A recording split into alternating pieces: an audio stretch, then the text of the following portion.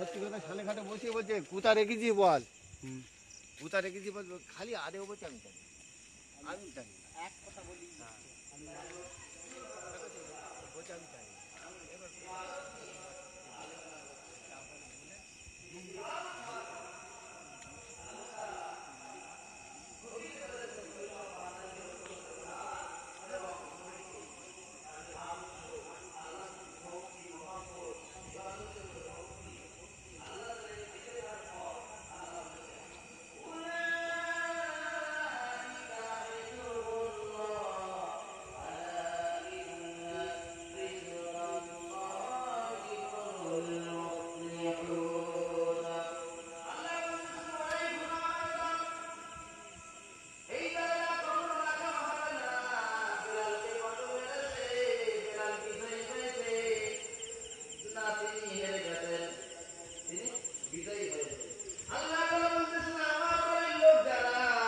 আমার বন্ধু হয় যারা, তারা কোথাও গিয়ে হার মানে না, আমি তাদের বিজয় দিয়েছি।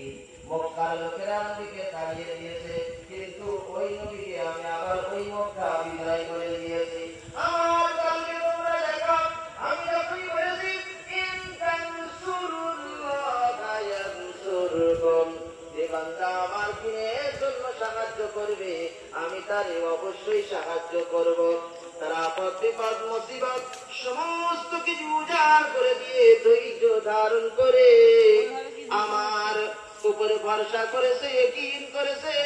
আমি বলেছি যে বান্দা আমার উপরে ভরসা করবে আমি সেই বান্দার সাহায্য করব। কোন আশা নেশা নিয়ে তাদের জীবনগুলিকে দিতে রাজি হয় না। জান্নাত পাওয়ার আশায়, নবীর মহব্বত পেয়ে নবীর সুপারিশ পাওয়ার আশায়, আল্লাহর জান্নাতের সার্টিফিকেট দেওয়ার আশায় তারা তাদের জানগুলিকে, তাদের মালগুলিকে সমস্ত কিছু উজাড় করে দিয়েছে। আমি তখনই বলেছি দেখো আমার দলের লোক হিজবুল্লাহ, কথার অর্থ হচ্ছে আল্লাহর দল। কি বুঝলেন? হিজবুল্লাহ কথার অর্থ হচ্ছে আল্লাহর দল। আল্লাহ বলতেছে উলাইকা হিজবুল্লাহ, ওরাই হলো আমার দলের লোক। কিন্তু যারা হিজবুল্লাহ হবে তাদের কি কপালে লেখা থাকবে না? তাদের কোন জায়গায় লেখা থাকবে না, সাইনবোর্ডও দেওয়া থাকবে না এই ব্যক্তি হলো আল্লাহর দলের লোক। তাহলে কেমন করে চিনব? আল্লাহ তাআলা বলতেছেন তাদের আদর্শ, তাদের কোয়ালিটি বর্ণনা কইরা আল্লাহ তাআলা বলতেছেন রাদিয়াল্লাহু আনহুম মারাদু আনহু উলাইকা হিজবুল্লাহ।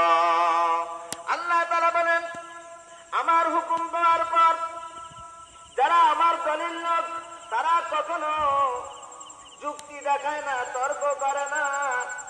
তারা সমস্ত যুক্তি তর্ক ভুলে গিয়া বিনা দ্বিধায়, বিনা তর্কে, বিনা যুক্তি, বিনা তর্কে আমার হুকুমের উপরে আত্মসমর্পণ করে বলে আল্লাহ গো তোমার হুকুম পাইলাম আর মানলাম, তোমার হুকুম পাওয়ার পর আমি সন্তুষ্ট হয়েছি।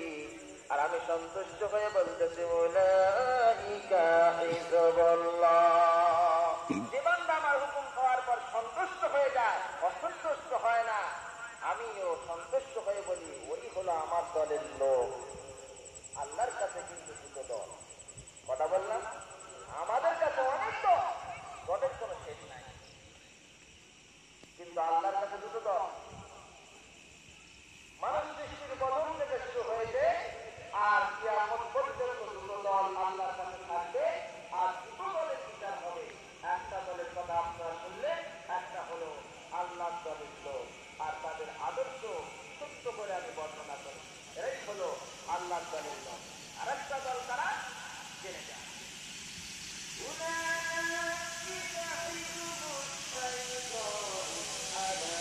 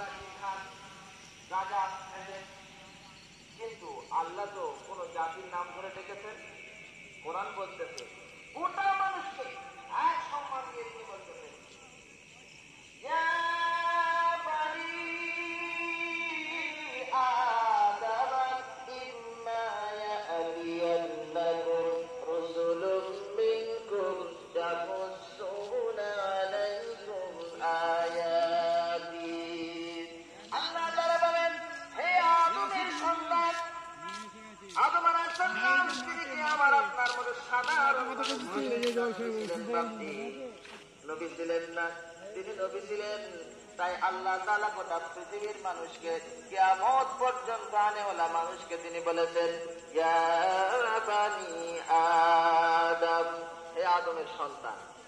আল্লাহ কত সম্মান দিয়েছে। আচ্ছা একটু বাবু, কোন যদি মৌলবীর ছেলে হয় যে এটা অমুক মৌলবী, অমুক মৌলানার ছেলে, অমুক ইমাম সাহেবের ছেলে, কি অমুক গৌসের সন্তান, এর মর্যাদা বেশি দেবেন? না যদি কেউ এসে বলে আমি নবীর বংশ, তার মর্যাদা বেশি দেবেন? কি বলতেছেন যে নবীর বংশ? তাহলে আল্লাহ তাআলা বলেছেন তোমরা সকলে নবী আদমের সন্তান, আমরা সকলে নবী আদমের সন্তান। বলুন সুবহানাল্লাহ। কি আমি ভুলভাল বলেছি নাকি? আমরা নবীর আদমের সন্তান, কিন্তু এখানে আমি বলেছি কোরআন নিয়ে গবেষণা করতে হবে, আলোচনা করতে হবে। এক একটা শব্দের মধ্যে কত যে ব্যাখ্যা আছে, যদি এটা নিয়ে আমরা একটু আলোচনা করি মজা পাবো। কেননা কোরআনে একটা স্পিরিট আছে, তাই কোরআনের স্পিরিট যখন তাদের গায়ে ছুঁয়ে যেত, মুসলমান না হয়ে কেউ থাকতে পারতো না। তাই কাফেররা বলেছিল যে কোরআন তোমরা শুনবে না। তারা মিটিং করেছে, পরামর্শ করেছে, এই কোরআন শোনাতে যদি আমরা মানুষকে বিরত রাখতে পারি, তাহলে এ ধর্ম মানে কি ব্যান্ড হয়ে যাবে, আর চলবে না।